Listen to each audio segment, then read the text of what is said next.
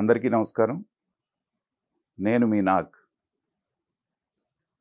నిన్న చిలకలూరుపేట సమీపంలో పల్నాడు జిల్లాలో ప్రజాగళం సభ జరిగిన విషయం మనందరికీ తెలిసిందే. రాబోయే అసెంబ్లీ ఎలక్షన్లలో పోటీ చేయబోతున్నటువంటి తెలుగుదేశం, జనసేన, బీజేపీ 3 పార్టీలు, అలాగే 3 పార్టీల అధినేతలు, 3 పార్టీల కార్యకర్తలు పెద్ద ఎత్తున నిర్వహించుకున్నటువంటి సభని నిన్న మనం చూడటం జరిగింది. అయితే స్వయంగా ప్రధానమంత్రి ఈ సభలో పాల్గొనటం అనేటువంటిది ఆ సభకి ప్రత్యేక ఆకర్షణగా నిలిచింది. అలాగే అందరి యొక్క ఆసక్తిని తన వైపు తిప్పుకుంది. 2014 తర్వాత ఈ ముగ్గురు, చంద్రబాబు నాయుడు గారు, పవన్ కళ్యాణ్ గారు, మోడీ గారు ఒకే వేదిక మీద కనబడటం అనేటువంటిది దాదాపు 10 సంవత్సరాల తర్వాత జరిగింది. వీళ్ళు ఏం మాట్లాడతారు, ఏం చెప్తారు అనేటువంటి దాని మీద సర్వత్రా చాలా ఆసక్తి నెలకొంది. కారణం ఏంటంటే 2014లో వీళ్ళు కలిసి పోటీ చేసినప్పటికీ తర్వాత రకరకాల కారణాలతోటి చంద్రబాబు నాయుడు గారు ఎన్డీఏ నుంచి బయటికి రావటం, వచ్చి ఉండటమే కాకుండా ఆ తర్వాత ఎన్డీఏని చాలా దారుణంగా విమర్శించడం, దీక్షలు చేయటం, మోడీ గారిని కూడా వ్యక్తిగతంగా బాలకృష్ణ లాంటి వాళ్ళు విమర్శించడం అనేటువంటిది మనం చూసాం. కానీ మళ్ళీ 2024 వచ్చేటప్పటికి వీళ్ళందరూ జట్టు కడుతున్నారు, ఒక కూటమిగా ఏర్పడుతున్నారంటే వీళ్ళు ఎంతవరకు మనస్ఫూర్తిగా కలుస్తున్నారు, వీళ్ళు ఒకళ్ళ గురించి ఒకళ్ళు ఏం మాట్లాడతారు అనేటువంటిది ఆసక్తి సర్వత్రా నెలకొన్నటువంటిది మనందరికీ తెలిసిన విషయమే. అయితే నిన్న చూసినప్పుడు పవన్ కళ్యాణ్ గారు యాజ్ ఇట్ ఈస్గా తన సహజ ధోరణితోటి ఆయన 2 పార్టీలని కలిపినటువంటి ఉత్సాహంతో తను మాట్లాడటం జరిగింది. అయితే చంద్రబాబు నాయుడు గారి విషయానికి వస్తే ఆయన మాట్లాడినటువంటి స్పీచ్లో అధిక శాతం మోడీ గారిని ఆకాశానికి ఎత్తేయటానికే ఎక్కువ టైం కేటాయించడం జరిగింది. ఒకప్పుడు అత్యంత దారుణంగా విమర్శించినటువంటి మోడీని ఇవాళ భారతదేశానికి ఆయనే దిక్కు, ఆయన పాలనలోనే భారతదేశం దూసుకుపోతుంది, ముందు ముందు కూడా ఆయన యొక్క నాయకత్వమే కావాలని చంద్రబాబు నాయుడు గారు పదే పదే మాట్లాడటం అనేటువంటిది చూసినప్పుడు ఏంటంటే ఆయన అవసరానికి మించి మోడీ గారి ప్రాపకం కోసం పాకులాడుతున్నారేమో అనేటువంటి భావన చాలామందిలో కలిగింది. మీరు గెలిస్తే రాష్ట్రానికి ఏం చేస్తారు అనేటువంటిది చెప్పడం కంటే కూడా మోడీ గారిని పొగట్టడానికి, వైఎస్ జగన్మోహన్ రెడ్డిని తిట్టడానికి ఎక్కువ టైం కేటాయించారనేటువంటిది చాలామంది అనుకుంటున్నటువంటి విషయం. చంద్రబాబు నాయుడు గారు లాంటి సుదీర్ఘమైనటువంటి అనుభవం ఉన్నటువంటి రాజకీయ నాయకుడు రేపు తన అధికారంలోకి వస్తే ఏం చేయబోతున్నారు అనేటువంటిది ఇక్కడ చెప్పడం అనేటువంటిది చాలా తక్కువ సమయం దానికి కేటాయించి మిగతా విషయాలకి ఎక్కువ కేటాయించడం జరిగింది. ఇది చంద్రబాబు నాయుడు గారి విషయంలో జరిగింది. ఇకపోతే ముఖ్యంగా అందరూ ఆసక్తిగా ఎదురు చూసినటువంటిది నరేంద్ర మోడీ గారి స్పీచ్ గురించి. నిన్న చూసాం, నరేంద్ర మోడీ గారు ఏ రాష్ట్రానికి వెళ్ళినా తనకి వ్యతిరేకంగా పోటీ చేసేటువంటి పార్టీల మీద నిప్పులు జరగటం, వ్యంగ్యాస్త్రాలు సంధించటం, లేదా సూటైనటువంటి వాడైనటువంటి బాణాలని ఎక్కుపెట్టి ప్రయోగించడం అనేటువంటిది ఆయన యొక్క సహజ శైలి. కానీ ఎక్కడా కూడా నిన్న ఆయన స్పీచ్ అంతా చూస్తే మనువు ఇక్కడ మనసు అక్కడ అన్నట్టుగా అనిపించింది.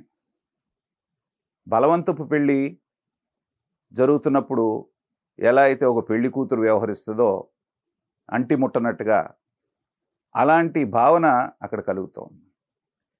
ఎందుకంటే ఎక్కడా కూడా ఆయన జగన్మోహన్ రెడ్డి గారిని విమర్శించకపోవటం, జగన్మోహన్ రెడ్డి గారి ప్రభుత్వాన్ని విమర్శించకపోవటం, కేవలం ఒక్క సందర్భంలో మాత్రం మోడీ గారు ఎక్కడా కూడా తన స్పీచ్లో జగన్మోహన్ రెడ్డి గారిని నేరుగా పేరు పెట్టి ప్రస్తావించి విమర్శించకపోవటం, ఇక్కడ జరుగుతున్నటువంటి దారుణాలని ఎక్కడ కూడా ఆయన ప్రస్తావించకపోవటం, అలాగే అమరావతి రాజధాని గురించి ఒక్కసారి కూడా మాట్లాడకపోవటం, దాని పేరే ఎత్తకపోవటం, అలాగే చంద్రబాబు నాయుడు గారి పరిపాలనా దక్షుడు, ఈయన వస్తే మీకు బాగుంటుందని చెప్పకపోవటం, ఇవన్నీ చూస్తే ఏంటంటే ఏదో కూటమిలోకి వచ్చాం, మన అవసరం కోసం వచ్చాం కాబట్టి ఏదో మాట్లాడాలి కాబట్టి మాట్లాడటం, విమర్శించాలి కాబట్టి విమర్శించడం అన్నట్టుగా కేవలం ఒక్క సందర్భంలో మాత్రమే జగన్మోహన్ రెడ్డి గారి క్యాబినెట్లో ఉన్నటువంటి మంత్రులు దారుణమైనటువంటి అవినీతికి పాల్పడుతున్నారు, ఒకళ్ళని మించి ఒకళ్ళు పోటీపడి. ఇదొక్కటి మాత్రమే ఆయన ప్రస్తుత గవర్నమెంట్ మీద చేసినటువంటి విమర్శ. ఇంకొక వైపు అసలు ఆంధ్ర రాష్ట్రంలో ఉనికే లేకుండా ఉన్నటువంటి కాంగ్రెస్ పార్టీని విమర్శించడానికి ఆయన ఎక్కువ ఆసక్తి చూపించారు. జగన్మోహన్ రెడ్డి గారు, షర్మిల ఇద్దరు ఒకటే, ప్రభుత్వ వ్యతిరేక ఓటుని ఆవిడ చీల్చడానికి ఆవిడని ప్రయోగించారు జగన్మోహన్ రెడ్డి గారు అనేటువంటి ఒకే ఒక మాట మాట్లాడారు. దీంట్లో ఏమవుతుందంటే ఎంతో ఉత్సాహంగా ఉన్నటువంటి తెలుగుదేశం జనసేన కార్యకర్తలు మోడీ గారు వచ్చి గట్టిగా గనక జగన్మోహన్ రెడ్డి గారి గవర్నమెంట్ని విమర్శిస్తే మనకి మైలేజ్ వస్తోంది, మోడీ గారు జగన్కు వ్యతిరేకంగా ఉన్నారు అంటే కార్యకర్తల్లో ఆత్మస్థైర్యం వస్తుందనేటువంటి భావించినటువంటి వీళ్ళిద్దరికీ మాత్రం నిరాశనే మిగిల్చిందని చెప్పాలి. ఎందుకంటే మోడీ గారి సహజ శైలికి భిన్నంగా ఏదో అంటి ముట్టనట్టుగా, లేకపోతే విమర్శించాలి కాబట్టి విమర్శించినట్టు రెండు ముక్కలతోటి చేయటం అనేటువంటిది ఆ యొక్క సభ పర్పస్నే డైల్యూట్ చేసిందేమో అనిపిస్తోంది. అయితే ఆయనకు ఉండేటువంటి కారణాలు ఆయనకు ఉండొచ్చు. ఎందుకంటే మోడీ అనేటువంటి వ్యక్తి చాణక్య నీతిని, చాణక్యుడు ఎవరైతే చెప్పారో ఆ నీతిని పాటించేటువంటి వ్యక్తి. రాజకీయాల్లో ఎవరికి కూడా ఆయనకి మిత్రులు ఉండరు, శత్రువులు ఉండరు. అవసరం కోసం ఎవరిని దగ్గరికి తీయాలి, అవసరం లేకుండా ఏదన్నా వాళ్ళు కొంచెం తేడాగా ఉన్నారంటే వాళ్ళని ఎక్కడ పెట్టాలి, ఎంత దూరంలో పెట్టాలి అనేటువంటి రాజకీయంలో పండిపోయినటువంటి వ్యక్తి మోడీ గారు. కాబట్టి తననేనాడు పల్లెత్తి మాట అన్నటువంటి జగన్మోహన్ రెడ్డిని, తను ఇంతకాలం 5 సంవత్సరాలు ఎంతో సహకారం అందించినటువంటి జగన్మోహన్ రెడ్డిని విమర్శించడానికి ఆయన మనసు అనేటువంటిది మనస్కరించినట్టుగా అనిపించలేదు.